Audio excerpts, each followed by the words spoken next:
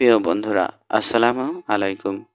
আমি পড়ছিলাম ওয়েস্টার্ন গল্প, নাম স্বর্ণ সন্ধানী, দ্বিতীয় খণ্ড। শুরু করছি প্রথম অংশ। এক।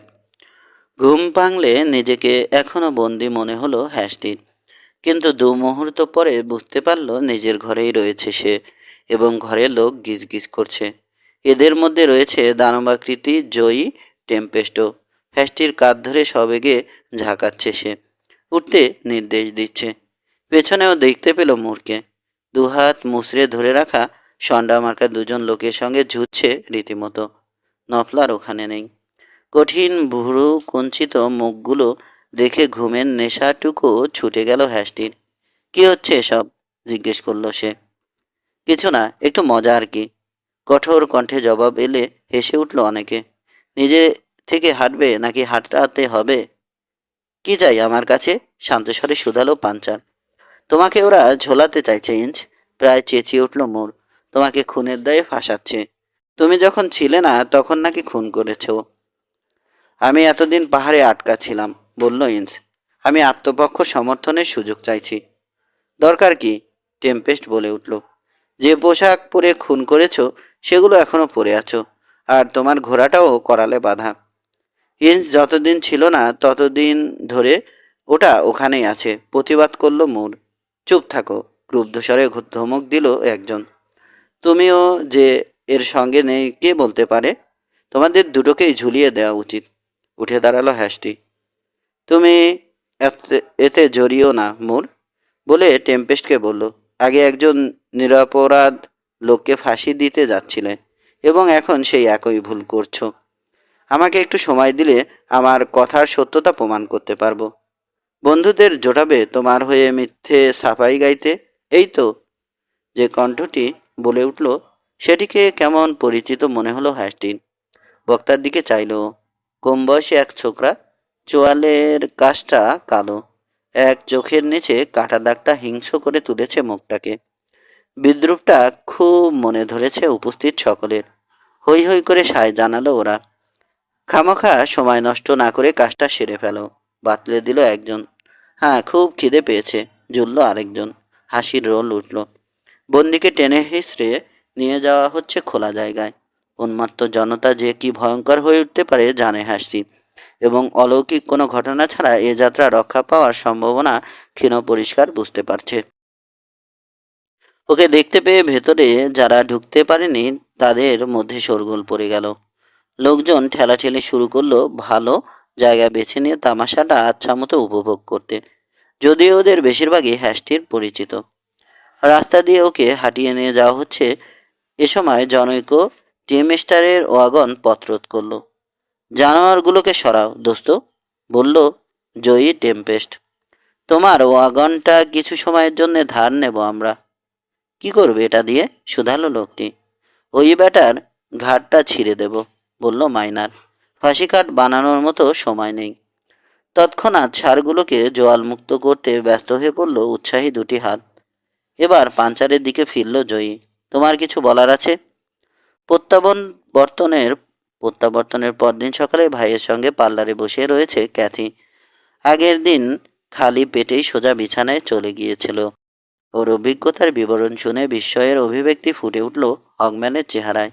কারা এরা? প্রশ্ন করল। আর তোমাকে ওদের কি দরকার পড়ল? জানি না, তবে ওদের নেতা আমাকে শাস্তি দিয়ে ইনসের মুখ খোলানোর হুমকি দিচ্ছিল, জবাবে বলল ক্যাথি। ডিউ বড্ড বেশি বকবক করে, ক্ষোভের সঙ্গে বলল জিম। বলছো যে লোকটা তোমাকে দলে নিয়ে গেল সে ইনসের মতন কাপড় পরে, ওর মতনই কালো ঘোড়া চালায়? ওটা যে ইন্স নয় তুমি ঠিক জানো তো? বিলকুল, ঠাট্টার সুরে বলল ক্যাথি। আমাকে যখন ধরে নিয়ে যাওয়া হলো কাউবয় তখন বন্দি হয়ে পড়ে আছে।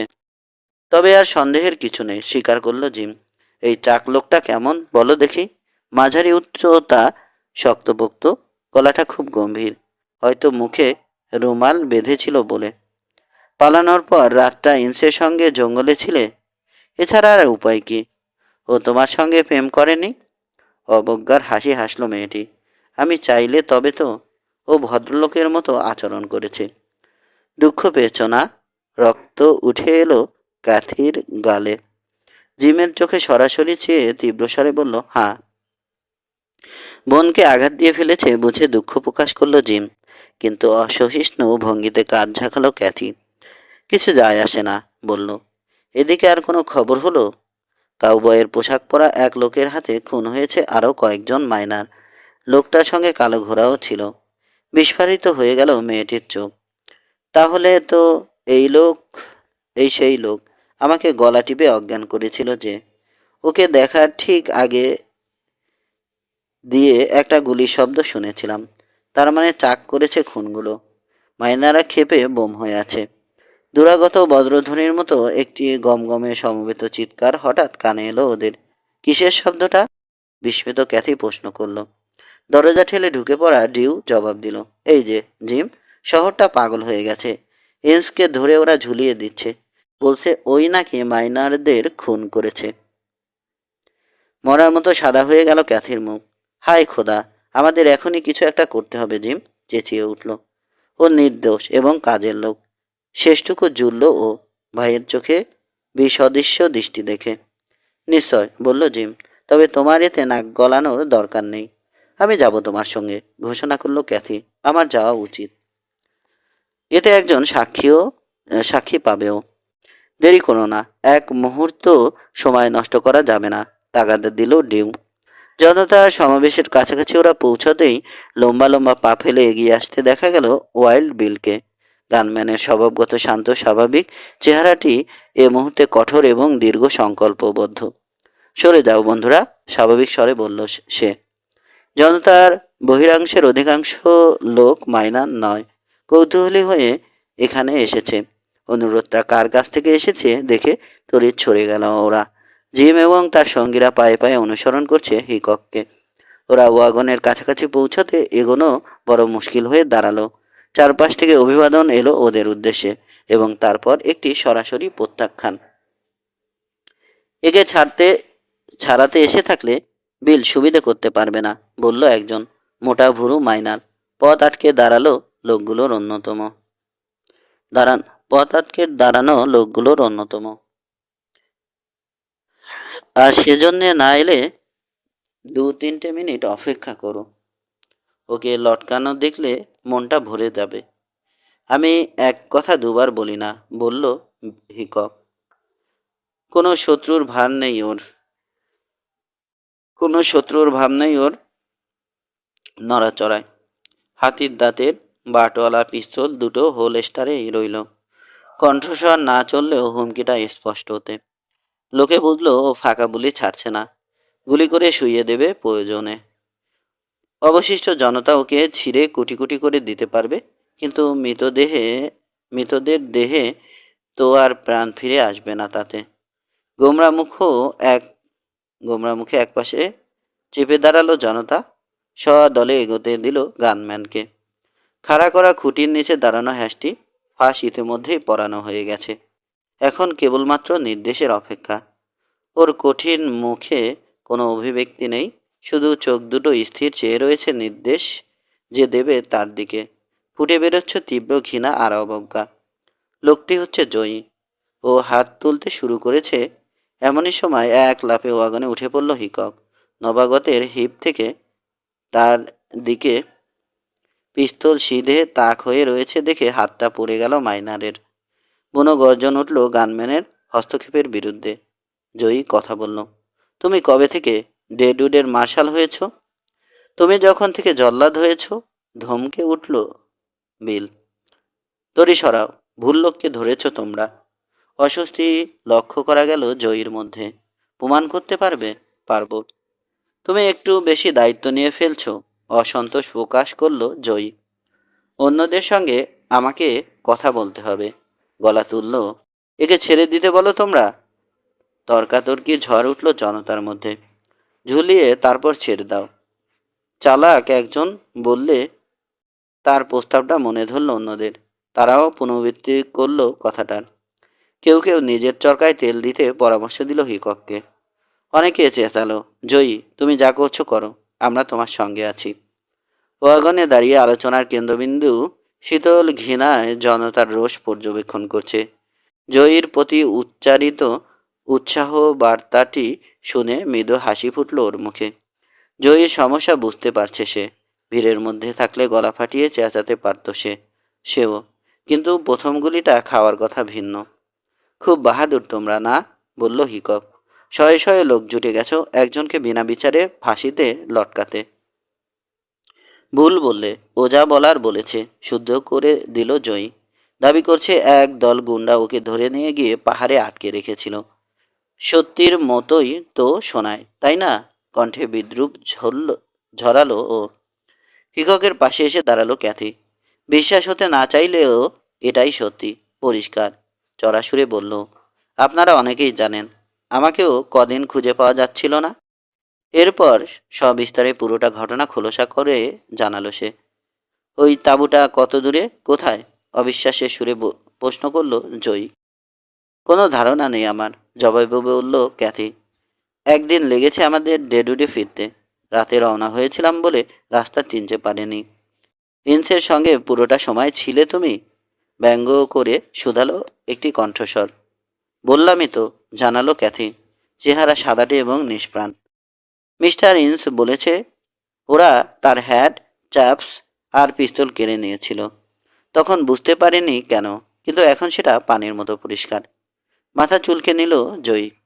এখনও তো পড়ে আছে সেগুলো, বলল।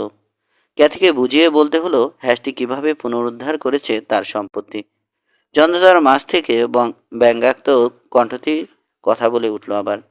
সব চাল আগে থেকেই ঠিক করা ছিল, বলল। জানতাম ওর বন্ধুরা ওর হয়ে মিথ্যে বলবে। ওয়াইল্ড বিলে সরু চোখজোড়া সমাবেশের উপর দিয়ে ঝলসে গেল। কে বললে কথাটা? বজ্রপাত করল সে। সামনে এসো, তোমাকে দেখতে চাই আমি। কোনো সাড়া পাওয়া গেল না। গানম্যানের কৌতূহল নিবারণের বিন্দুমাত্র উৎসাহ দেখালো না বক্তা। জয়ীর দিকে চাইল হিকক। তো, বলল অসহিষ্ণু স্বরে। শেষ চেষ্টা করলো মাইনরটি। মিস ক্যাথির কথা আমাদের কেন বলনি কেন তুমি? কেন বলবো? গর্জে উঠল পাঞ্চার। তোমাকে জানানোর কি দরকার? মুখ বিকৃত করলো লোকটি। তোমার ঘাড়ের জন্যে দরকার ছিল, বললেও শুনতে না তোমরা, বলল হ্যাশটি। এখনো বিশ্বাস করছো না? করলেই ভালো। বিস্ফোরণ ঘটালো হিকক। জয়ী, ইন্সকে ছেড়ে দেওয়ার কথা আবারও বলতে হবে? দড়ি সরিয়ে নিল। ক্যাম্পটার সন্ধান না পাওয়া পর্যন্ত একে আটক রাখা হবে, ছেড়ে দেয়া হবে। দাঁতে দাঁত পিষে বলল হিকক। বাঁধনগুলো কেটে দাও, এবং খুব শিগগির। এগিয়ে এসে বিমর্ষ জনতার উদ্দেশ্যে হাঁক ছাড়ল। এমন কেউ আছে যে এই ভদ্র মহিলাকে মিথ্যুক বলতে চায়? চ্যালেঞ্জের মোকাবেলা করতে কারো উৎসাহ দেখা গেল না। মাইনারের দিকে অবজ্ঞার সঙ্গে ফিরে তাকালো। একমাত্র তুমিই মনে হয় মিথ্যুক ভাবছ, বলল। শোনো, ইন্স পালাবে না, আর যদি পালায়ও তো ওর বদলে আমাকে ঝুলিয়ে নিও। হাসির রোল উঠল এতে। সমবেতদের অনেকে ইতিমধ্যে অভিযুক্তের নির্দোষিতা সম্পর্কে নিশ্চিত হয়ে গেছে। খাঁটি লোক হিসেবে খ্যাতি আছে হিককের। জবাবের তোয়াক্কা না করে ওয়াগন থেকে হালকা পায়ে লাফিয়ে নামলো গানম্যান। লম্বা হাত দুটো বাড়িয়ে মাটিতে নামিয়ে আনলো ভদ্র মহিলাটিকে এবং হ্যাট হাতে মাথা নোয়ালো তার উদ্দেশ্যে। আপনার সাহসের জন্যে ধন্যবাদ দিই, বলল। আপনি বলছেন যখন বিশ্বাস করলাম, মুচকি হাসলো। কাউবয়টির দিকে যখন ফিরল মুখখানা তখন গম্ভীর। তোমাকে ধন্যবাদ দেব নাকি বকবো বুঝে পাচ্ছি না, শুরু করলো। ভাগ্যিস আমরা সময় মতো পৌঁছাতে পেরেছিলাম। ভয়ঙ্কর ঘটনা ঘটে যাচ্ছিল। ওদেরকে আমার কথা বলনি কেন? লাভ হতো না, জবাব এলো। প্যাচে পড়ে গিয়েছিলাম। চাক বন্ধু নিখুঁত প্ল্যান করেছিল। হগম্যান যোগ দিল ওদের সঙ্গে। ইন্স, তুমি আমার বোনের জন্য যা করেছো আমি কৃতজ্ঞ হয়ে গেছি, যদিও আন্তরিকতার লেশমাত্র নেই ওর গলায়। আমারই বরং ওর প্রতি কৃতজ্ঞ থাকা উচিত, বলল কাউবয়। অল্পের জন্যে বেঁচে গেলাম এ যাত্রা। আমি কিছুই করিনি, মাথা নেড়ে বলল ক্যাথি।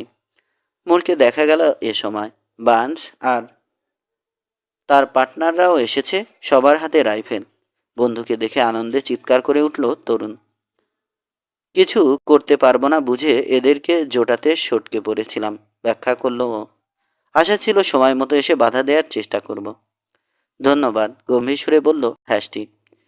মিস হগম্যান আর মিস্টার হিককেও ধন্যবাদ। সব কৃতিত্বের বাধা দিল গানম্যান, ক্যাথির দিকে সপ্রশংস দৃষ্টিতে চেয়ে। ইনি সাক্ষ্য না দিলে আমার কিছু করার ছিল না। আমি ওদেরকে শুধু আমার কথা শুনতে বাধ্য করেছিলে। ব্যাস। তোমার দোস্ত নফলার ভাগ্যের সময় মতো খবরটা দিয়েছিল আমাকে। ও, সেজন্যই ভেবে পাচ্ছিলাম না ও গেল কোথায়, মন্তব্য করলো মোর। একেবারে উধাও হয়ে গিয়েছিল তোমাকে ধরার পরপরই। ডিউ পাশে এসে গেল পাঞ্চারের। খনির ব্যাপারে তুমি মুখ খোলনি, সে কথা আমি জেনে গেছি ইঞ্চ, বলল ফিসফিসে। আমি ভুলব না। হ্যাঁ, মৃদু হাসি হাসটির ঠোঁটে। এবং আমি ভুলব না তুমি মিস হগম্যানকে ধরে না নিয়ে এলে আমার কি দশা হতো। জিম এবং তার বোন চলে গেলে অন্যদের দিকে ফিরে বলল হিকক, লিকার আমি বেশি পছন্দ করি না, তবে টিগানার মিন্ট জুলেপটা বড্ড চমৎকার। চলো সবাই। চওড়া হাসিতে অভ্যর্থনা জানালো ওদেরকে খুদে ফরাসি। একটা আঙুল নাড়ল হ্যাস্টির উদ্দেশ্যে। মাই ফ্রেন্ড, বলল। ভাগ্য খুব অস্থির প্রকৃতির, একবার না একবার সে বেইমানি করবেই। আমিও তাই বলছিলাম, বলল হিকক। ও ভাগ্য নিয়ে বড্ড বেশি খেলছে। কাউবয়ের উদ্দেশ্যে বলল, মনে আছে কি বলেছিলাম? মহিলার কাছ থেকে দূরে থাকতে বলেছিলে, বলল হ্যাস্টি। হাসলো হ্যাস্টি। সেই তাদেরই একজন কিন্তু আমাকে আজ বাঁচালো। হেসে উঠল গানম্যান। তারপরও বলছি, উপদেশটা মনে রেখো, বলল। কিন্তু তোমার পেছনে লাগাট লাগলোটা কে বলো তো? আমাকে তল্লাশি করে দেখো, হেসে জবাব দিল কাউবয়। দুদিন পর।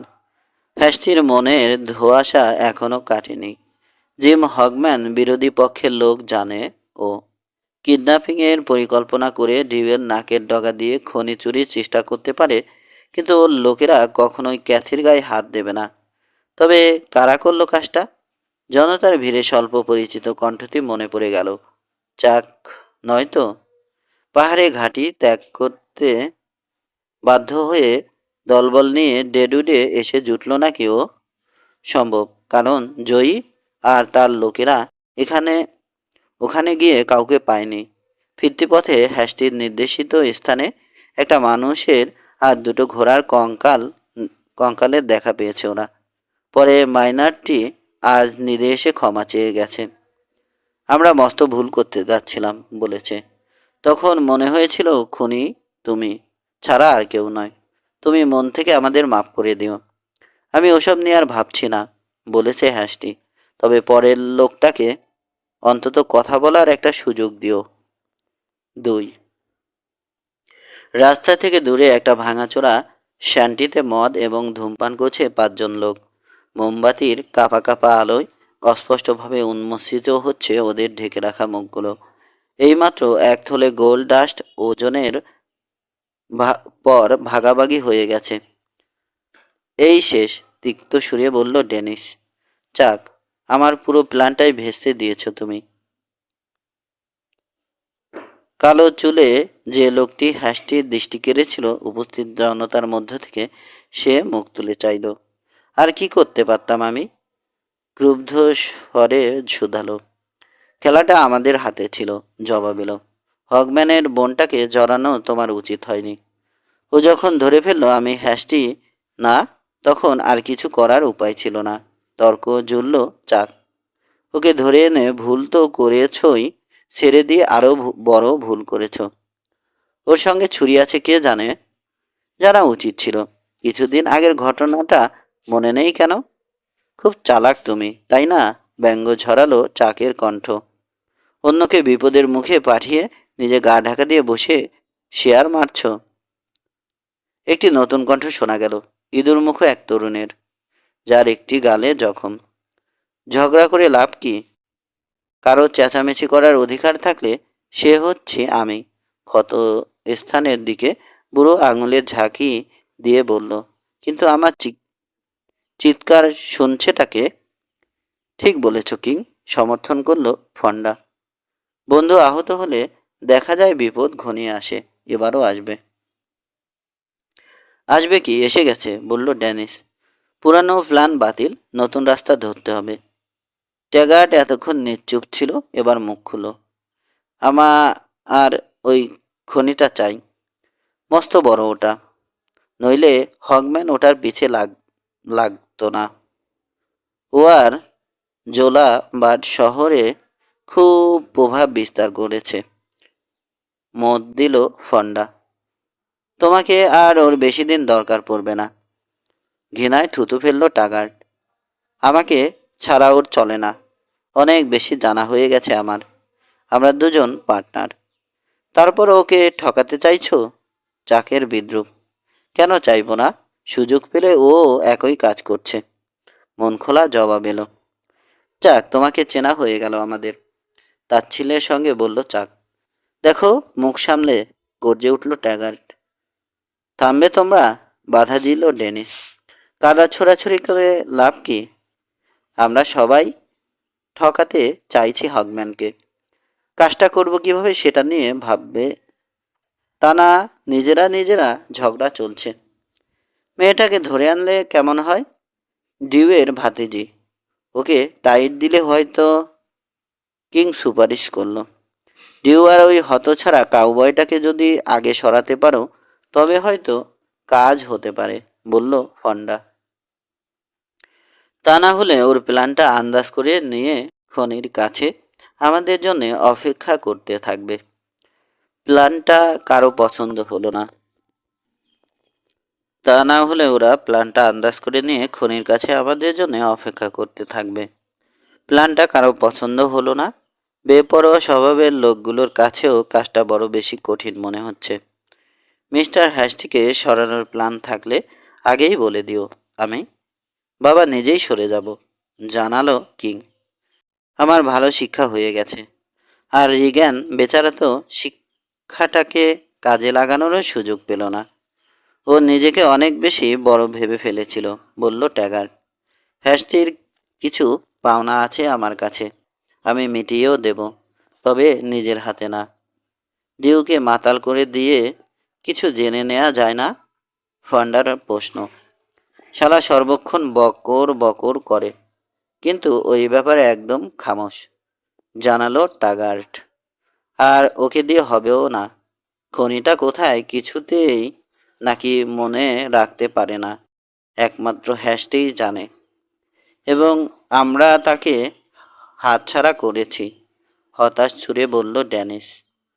লাখ লাখ ডলার পড়েছিল, কেবল তুলে নেয়ার অপেক্ষা, অথচ বাদ দাও তো, বাধা দিল চাক। সুযোগ আবার আসবে, এসো তাস পেটানো যাক। তাসে মজে গেল ওরা, খুঁজে নিল ঝগড়ার নতুন অজুহাত। খানিক বাদে উঠে পড়ল টাগার্ট। জিমের সঙ্গে দেখা করে আসি, বলল। কি ব্যাপার, টাকা চাই? প্রশ্ন করল জিম। হ্যাঁ, মুখখানা করুণ করে বলল টাগার। রোমেরোর ওখানে কাল রাতে ফতুর হয়ে গেছি, হুইল খেলছিলাম। অমন দুর্ভাগ্য সচরাচর কারো হয় না। রোমেরোর ওখানে?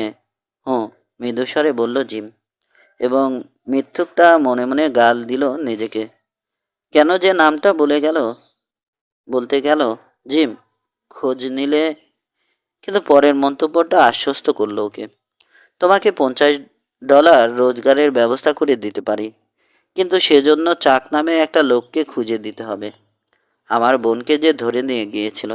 নিশ্চয়। ও দেখতে কেমন? প্রশ্ন করলো বদমাসটা। বলতে পারব না, তবে ও বোধহয় কিং নামে আরেকজনের সঙ্গে থাকে। ওই কিংয়ের গাল কেটে গেছে ইঞ্চের সঙ্গে মারামারি করতে গিয়ে। মাথা নাড়ল টাগার। সহজেই পয়সা এসে যাচ্ছে পকেটে। মাইনাররা আরেকটু হলেই তোমার পথ থেকে ইঞ্চকে সরিয়ে দিচ্ছিল। হাসলো দাঁত বার করে। ও সরে যাক এমন কোনো ইচ্ছা আমার নেই, শীতল স্বরে বলল জিম। যদি তাই হতো তবে ক্যাথি ওখানে গিয়ে ওর পক্ষ নিত না। ওকে ফাঁসানো হচ্ছিল অন্যায়ভাবে। তবে মসৃণ কণ্ঠস্বরটা মিলিয়ে গেলে মেরুদণ্ডে একটা শীতল চোট অনুভব করলো টাগার্ট। ছেলেবেলায় একবার একটা র্যাটল চিনেক ওর খালি পা ঘেঁষে গিয়েছিল। হগম্যান মাঝে মধ্যেই মনে করিয়ে দেয় সেই চিঠি, ক্ষণিকের সেই শীতল সংস্পর্শ এবং আসন্ন মৃত্যুভীতি। চাক লোকটার ব্যাপারে কি করবে ভেবেছ? জিজ্ঞেস করলো। কাজে লাগাবো। আনন্দিত হয়ে উঠল ট্যাগার্ট, তবে সতর্ক রইল যাতে আবেগ প্রকাশ না পায়। ট্যাগার্টের লোকজনের সঙ্গে হগম্যানের ঘনিষ্ঠতার অর্থ তার নিজের পতন ডেকে আনা। ওই শহরে থাকতে পেয়ে যাবে ও শহরে থাকলে পেয়ে যাবে, কথা দিল। তুমি ইন্সের প্রেমে না পড়লে আমার মাথায় একটা বুদ্ধি এসেছিল। ভুলে যাও, আদেশ করলো জিম। ওকে ঘৃণা করি আমি, কিন্তু ওর গায়ে টোকাও পড়া চলবে না। একমাত্র ওই জানে খনিটা কোথায়। শেষ করলো টাগার্ট। কে বলল তোমাকে? ডিউ বলছিল। ও নাকি আবারও ভুলে গেছে খনির রাস্তাটার কথা। ঠিক জায়গায় যে যেতে পেরেছিল সেটা নাকি পুরোটাই ভাগ্যের কারণে। পুরো ভামটার মুখটা যদি বন্ধ করা যেত, ভাবলো হগম্যান। কিন্তু টাগার্টের পরবর্তী মন্তব্যে অন্যরকম চিন্তা এলো ওর মাথায়। ও তোমাকে নাচাচ্ছে না তো? ভুরু কুঁচকে গেল হগম্যানের। খনির কথাটা লোক জানাজানি হলে বিপদ, সেটা পাঞ্চারটি ভালো মতোই বুঝেছে। ডিউ হয়তো নিরাপত্তার খাতিরেই এমন বিস্মৃতির ভান ধরেছে। কিন্তু টাগার্টকে বলবে কেন? অসহিষ্ণু ভঙ্গি করে গ্রিনব্যাকের একটা রোল টেবিলে ছুঁড়ে দিল, দিয়ে বলল, ওই লোকের দেখা পেলে আমাকে জানাবে। অন্য জায়গায় দেখা করবে ওর সঙ্গে, এখানে আনতে যেও না আবার। ট্যাগার্ট চলে গেলে বসে বসে নিজের অবস্থান সম্পর্কে ভাবতে লাগলো জিম। এই অবধি সবকিছু ঠিকঠাক মতোই চলেছে। এই উপনিবেশে গুরুত্ব পেতে শুরু করেছে সে, কিন্তু উচ্চাকাঙ্ক্ষা বেড়ে গেছে ওর। ডিউ আর বাটকে কেবল স্বর্ণ বঞ্চিত করেই তৃপ্ত হবে না সে। ক্ষমতা চাই তার, ক্ষমতা। সেলুন কিপারের সামনে যে মূল্য সে ঝুলিয়েছিল সেটি এখন হাতছানি দিচ্ছে নিজেকেই। ঠিক মোক্ষম সময়ে ডেডুডের নিয়ন্ত্রণ অধিকার মুঠোবন্দি করবে সে। আর সেজন্যে চাই সোনা, প্রচুর পরিমাণ সোনা। ডিউয়ের খনি শেষ পর্যন্ত সেই চাহিদা মেটাবে। ওটা দখল করার জন্যে দল তৈরি করছে সে, কিন্তু বর্তমান প্রয়োজনটা বেশি জরুরি। হ্যাট পরে ব্লু ভিড়ে চলে গেল ও। মালিক ছিল প্রাইভেট রুমে। খুব একটা আন্তরিকতার সঙ্গে ওকে স্বাগত জানালো বলা যাবে না। তোমার কাণ্ড কারখানার মাথা মুন্ডু কিছুই বুঝছে না, বলল বিরক্ত কণ্ঠে। এই চাইছো হ্যাশটিকে রাস্তা থেকে সরাতে, এই আবার তাকে ফাঁসির দড়ি থেকে ছাড়িয়ে আনছো। ও আমার বোনের জীবন বাঁচিয়েছে, দীর্ঘ কণ্ঠে বলল জিম, এবং নির্দোষ লোকও বটে। হতে পারে, কিন্তু ফাঁসিটাতে কোনো ক্ষতি হতো না। পাশবিক উত্তর এলো। এই খুনিগুলোর একটা উচিত শিক্ষা দরকার। এরপর আমাদের ট্রেজার কোচ থামাবে ওরা। চকচক করে উঠল জিমের চোখ, কিন্তু কথা বলল নিষ্পৃহ সুরে। বড় ধরনের ব্যাপার মনে হচ্ছে। অবশ্যই। ভালো মতো পাহারার ব্যবস্থা তো থাকবে। সে রাগ করলো বার্ন। উপায় নেই। এক্সপ্রেস মেসেঞ্জারটার সঙ্গে অস্ত্র থাকবে, কিন্তু বড় দল পাঠালে সবাই জেনে যাবে কে আসছে, আর লোক পাবে কোথায়? যাদের বিশ্বাস করা যায় তারা সবাই তো সোনার ধান্দায় ব্যস্ত। অন্য লোকের জন্যে জীবনের ঝুঁকি নেবে কেন? গোপনীয়তাই এখন একমাত্র পথ। মাল পাঠানোর সময় অল্প কয়েকজন শুধু জানবে। গুড। এর পরের বার আমাকে আগে ভাগে জানিও, বলল জিম। আমি নিজেও ছোটখাটো একটা চালান পাঠাবো। সেলুন কিপার সায় জানিয়ে অসন্তোষ প্রকাশ করে চলল। ওই হিকক লোকটা নিজেকে ঈশ্বর ভাবতে শুরু করেছে। দু একটা গোলমেলে শহর চালিয়েছে বলে মনে করছে এখানেও যা বলবে তাই করবে সবাই। অনেকে ওর কথাবার্তা পছন্দ করতে পারছে না। ওকে নিয়ে তোমার ভাবতে হবে না। আমার প্ল্যান কাজ করলে ওর আর হ্যাশটির ব্যবস্থা হয়ে যাবে। যে লোক ডেডউড চালাবে সে এখন এই ঘরে। মুহূর্তে মেজাজ খোশ হয়ে গেল বার্ডের। তোমার মগজটা খুব ধারালো জিম, প্রশংসা করলো। ক্ষমতাটা হাতে আসুক, দেখবে বন্ধুদের কথা ঠিকই মনে রাখি আমি। আমি তোমার উপর নির্ভর করছি জোলা, বলল জিম। অপরজন গোপন সিলেসটা ধরতে পারল না। হগম্যানের বাসা থেকে বেরিয়ে সোজা শ্যানটিতে দুষ্কর্মের সহযোগীদের কাছে ব্যস্তে ফিরে এলো ট্যাগার্ড। তখনও ওখানে ওরা। রাস্তা থেকে কিনে আনা হুস্কির বোতলটা ওর হাতে দেখে সাগ্রহে অভ্যর্থনা জানালো ট্যাগার্ড। তুমি হচ্ছে ছদ্মবেশী দেবতা, হাসলো চাক। তা খবর কি? জিমের ওখান থেকে আসছি, তোমার সঙ্গে দেখা করতে চাই। কেন? থতমত খেয়ে গেছে চাক। ওর বোনকে ছেড়ে দিয়েছ বলে হয়তো ধন্যবাদ জানাবে, বাতলে দিল রিক সাবের। বিদ্রুপটা গায়ে মাখল না চাক। জাহান নামে যাক, বলল। বোকামি করো না, ধমক দিল ট্যাগার্ড।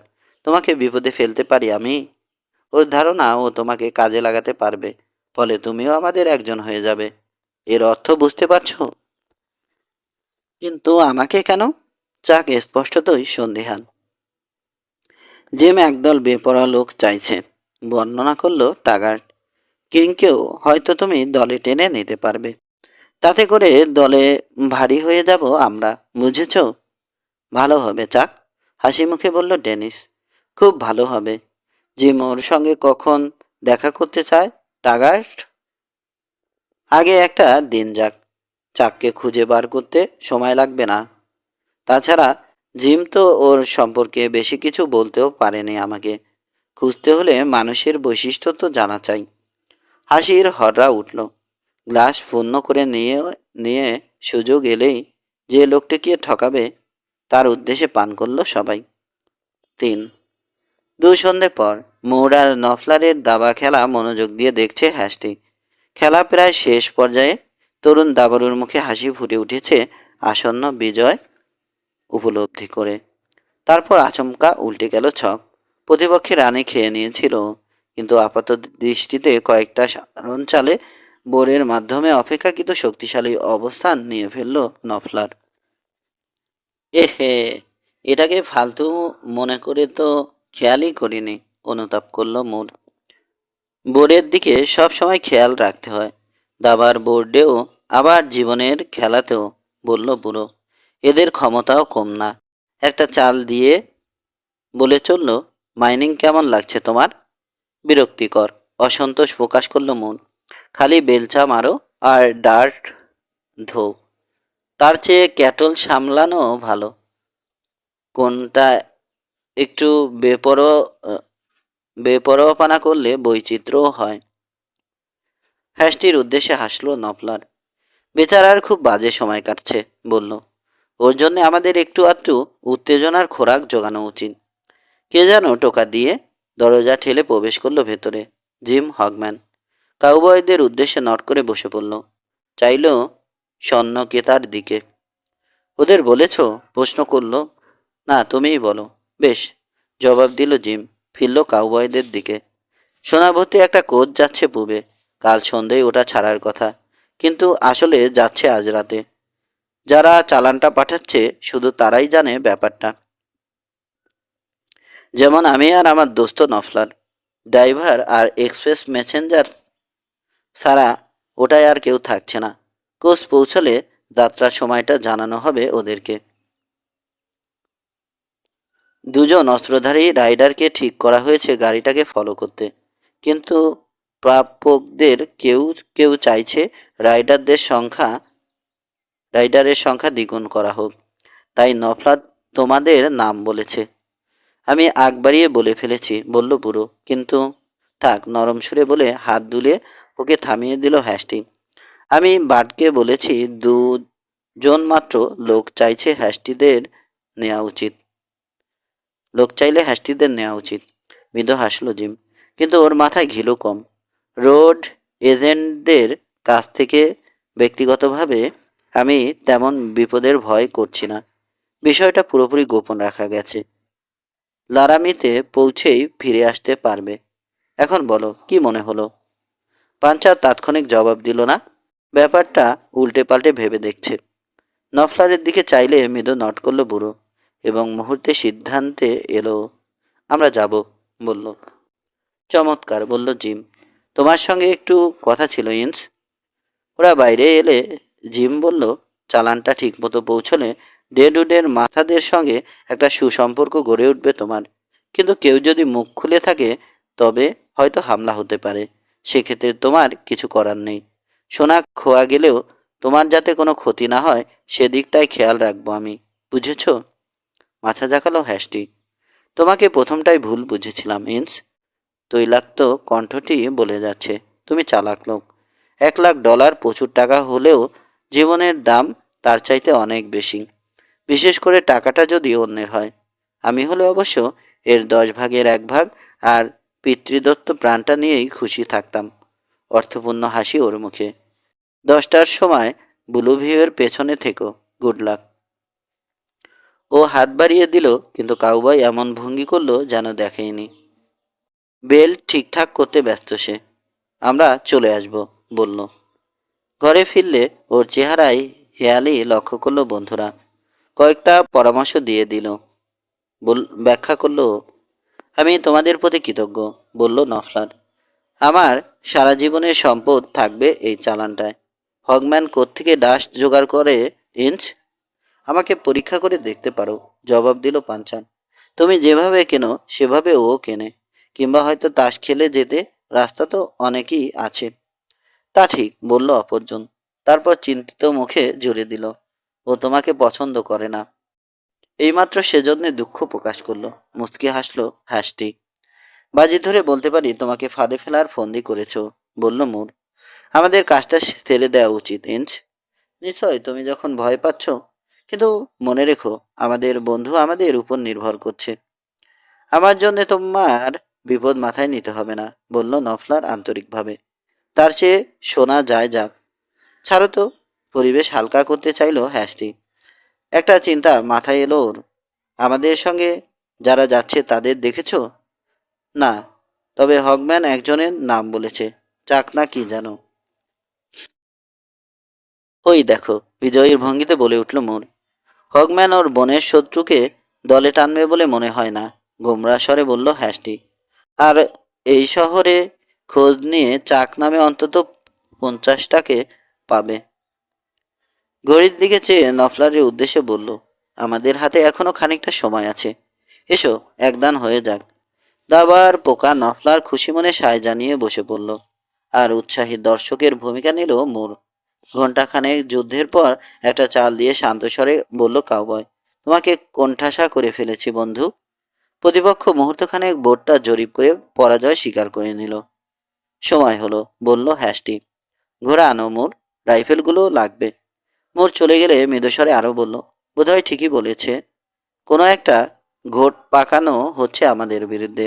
কিন্তু হাতে যখন প্রমাণ নেই, ভবিষ্যতের উপর ভরসা করেই বসে থাকতে হবে। হিকককে জানিয়ে রেখো, আর নিজেও সাবধান থেকো। মুচকি হাসলো। তোমার দেখাশোনার জন্যে তো এখানে থাকতে পারছি না আমরা। ভেবো না, আশ্বস্ত করলো বুড়ো। আমার মালকড়ি সবই তো তোমাদের হেফাজতে থাকছে। বুলুবিহর পেছনে কোষটা দেখতে পেল ওরা। ক্যানভাসের সিটে ঢাকা এক গাদা বাক্স ওটার ভেতর। কুঞ্চিত চেহারার বৃদ্ধ চালক হাক ফিন সঘোরার দলটির সাজ সরঞ্জাম পরখ করছে। হাঁটুর মাঝে শটগান নিয়ে ইতিমধ্যেই বক্সে চড়ে বসেছে এক্সপ্রেস মেসেঞ্জার। হ্যাট দিয়ে মুখের খানিকটা ঢেকে রাখা দুজন অশ্বরোহী অপেক্ষামান। ওদিকে উপদেশ খয়রাত করে চলেছে জোলাবাড। হাঁটার গতিতে শহর থেকে বেরিয়ে পুরো চালককে বলছে, রক্ষীরা পেছন থেকে তোমাকে ধরে ফেলবে। ওদেরকে বেশিক্ষণ আটকে রেখো না। পরীক্ষা নিরীক্ষা সেরে সন্তুষ্ট চিত্রে আসনে বসে পড়েছে হাফিন। শহর ছাড়া মাত্র স্পিড বাড়াবো আমি, বুঝেছ?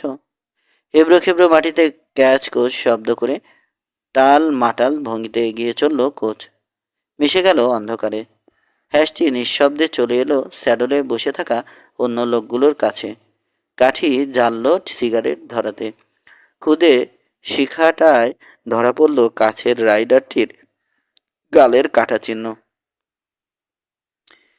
খুব মারাত্মক জখম মনে হচ্ছে, মন্তব্য করল। কাটা গাছে ঘষা খেয়েছিলে নাকি? না, ঘেউ করে উঠল লোকটি। এক খচ্চর ছুরি চালিয়েছিল। হ্যাশটি কাঠিটা শূন্যে ছুড়ে দিল, কিন্তু ওটা নিভে যাওয়ার আগেই রাইডারের বিদ্বেষপূর্ণ দৃষ্টি ধরা পড়ল ওর চোখে। লোকটা ডাহা মিথ্যে বলেছে। জখমটা ছুরির হলে লম্বাভাবে চেরা থাকতো। এটি ক্ষতবিক্ষত। একে কিং বলে ডাকলে মজা জমতো, মনে মনে বলল। বার্ড তারা লাগাচ্ছে, ফলে বাধা পড়ল ওর চিন্তা ভাবনায়। আগন্তুক দুজন পিছিয়ে রইল। কাউবয়েরা আগে যাক, এটাই চাইছে স্পষ্টত। কিন্তু দেখা গেল পাঞ্চারের দৃষ্টিভঙ্গি ভিন্ন। এগোও, তীক্ষ্ণ কণ্ঠে বলল সে। আমরা রাস্তা চিনি না। বিড়বিড় করে কী সব বলে আদেশ পালন করলো ওরা। ওদের অনুসরণ করছে কাউবয়রা। শহর ছাড়তেই গতি বাড়ালো ওরা। শীঘ্রই ধরে ফেললো কোচটিকে। রাস্তার যা দুর্দশা, সে তুলনায় যথেষ্ট গতি বজায় রেখে চলছে ওটা। অসংখ্য ফ্রেট ওয়াগনের ভারী চাকার চাপে দলিত মথিত টেইলটি চালকের চেনা। আধারেও পরিচিত ল্যান্ডমার্কগুলো চিনে নিতে ভুল করছে না। গিরিখাত ছেড়ে বেরোতেই রাতের তীব্র বাতাস হুল ফোটালো ওদের মুখে আঙুলে। ঘোড়ার খুরের শব্দে, বর্মের টুংটাং এবং মাঝে মধ্যে দূর থেকে ভেসে আসা নেকড়ের গর্জনে ভঙ্গ হচ্ছে নিস্তব্ধতার ঘেরা টোপ। এ মুহূর্তে একপাশে সরে গেছে অস্পষ্ট মেঘ। চাঁদের ম্লান আলোয় পথের সৌন্দর্য ক্ষণিকের জন্য চোখে পড়েছে যাত্রীদের। প্রকৃতির প্রতি নজর নেই কাউবয়দের। ওদের চোখ সামনের অশ্বারোহী দুজনের পিঠ এবং 50 গজ তফাতে টলায়মান কোষ্ঠীর উপর স্থির। দুজন টিম স্টার ছাড়া এ অবধি আর কারো দেখা পায়নি ওরা। ওদের দেখে মুহূর্তের জন্যে থেমে পড়েছিল হ্যাস্টি। চারজনের একটা দলকে লামারিতে যেতে দেখার পর এই প্রথম মানুষের দেখা পেলাম, বলল একজন। ওদের কাউকেই চিনি না, তবে একজন ছিল বেশ বেটে আর মোটা ধরনের। আমাদের ট্যাগার্ড বন্ধু মনে হচ্ছে, মন্তব্য করল হ্যাস্টি। যাত্রা পুনরারম্ভের পর হগম্যান নিজের কোনো লোককে পাঠাবে না, আপত্তি জানালো মুর। পাঠাবে না কেন? কেউ তো বলতে যাচ্ছে না।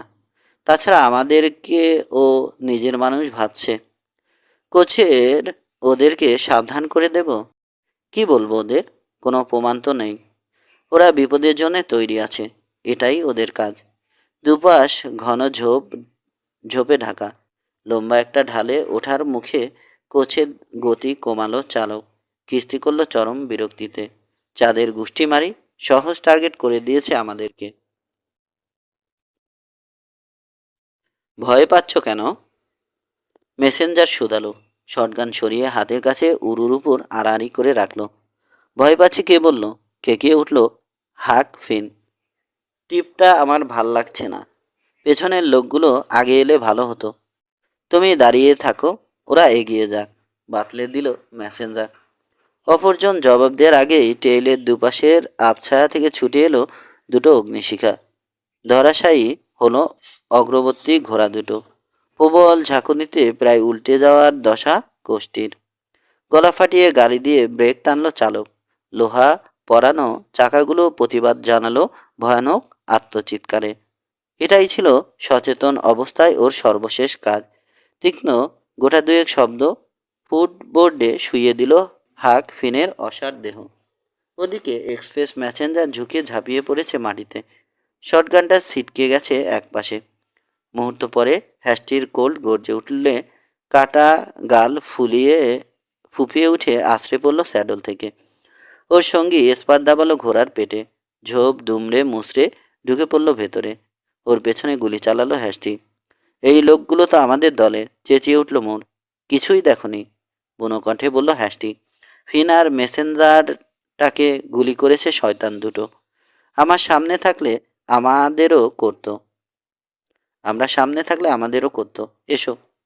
স্যাডলে ঝুঁকে পড়ে কোষ্টার উদ্দেশ্যে ধেয়ে গেল ও। অনুসরণ করলো মোর। ডান বাঁয়ের ঝোপঝাড় থেকে গুলি আসছে।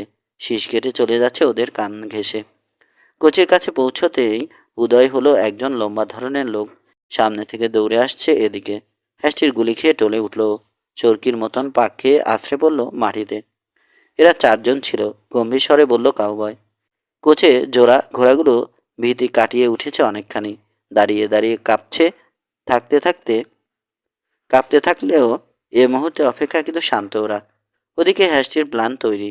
মরা ঘোড়াগুলোর হারনেস খুলে আমাদের দুটোকে পরাও, আদেশ করলো। বদমাশগুলো ধাওয়া দেওয়ার চেষ্টা করলে আমি ঠেকাবো। কিন্তু ওদের তেমন কোনো ইচ্ছা দেখা গেল না। কোচটা নড়বে না জেনে খুশি মনে গা ঢাকা দিয়েছে ওরা।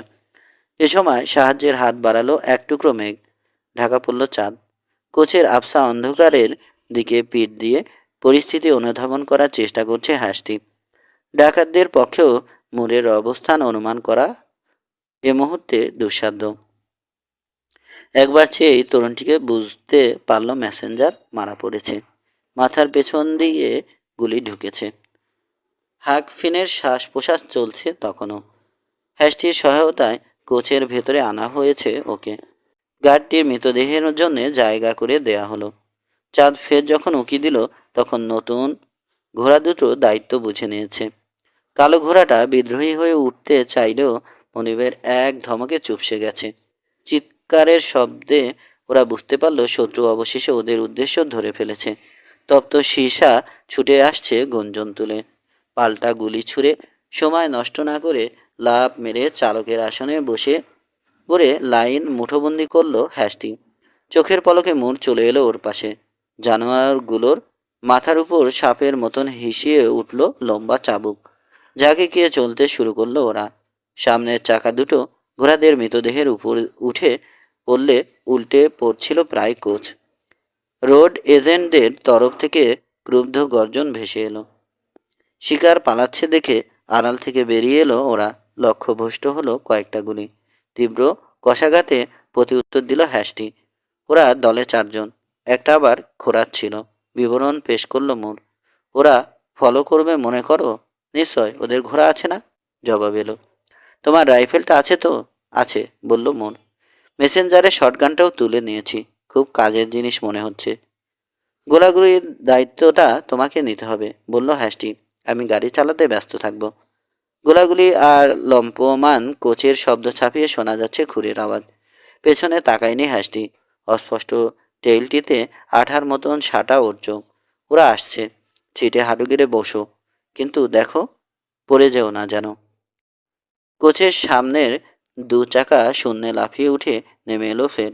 একই অবস্থা পেছনের চাকা দুটোরও। মোর কোনো ক্রমে রক্ষা করল নিজেকে। এমন হলো কেন? শ্বাসের ফাঁকে প্রশ্ন করল। একটা ঘুড়ির উপর দিয়ে চালিয়ে দিয়েছি, খুব সম্ভব সময় মতো দেখতে পাইনি, ব্যাখ্যা করল চালক। আরেকটু হলেই গেছিলাম, হেসে বলল মোর। উল্টে পড়ে যাচ্ছিলাম। একটু বুঝে চালাও ইন্স। একদল রাইডার উদ্ভ্রান্তের মতন ছুটে এসে টেইল ঘিরে দাঁড়িয়েছে। শত্রুদের দেখে হুঙ্কার ছাড়ল ওরা। কোচের ছাদে কোনোই রেখে 4টে গুলি ছুড়ল মোর, কিন্তু প্রতিটি গুলিকেই লক্ষ্যভ্রষ্ট হতে দেখে অভিশাপ দিল নিজেকেই। উন্মাদের মতো লিভার ব্যবহার করে অস্ত্রটা খালি করে সে।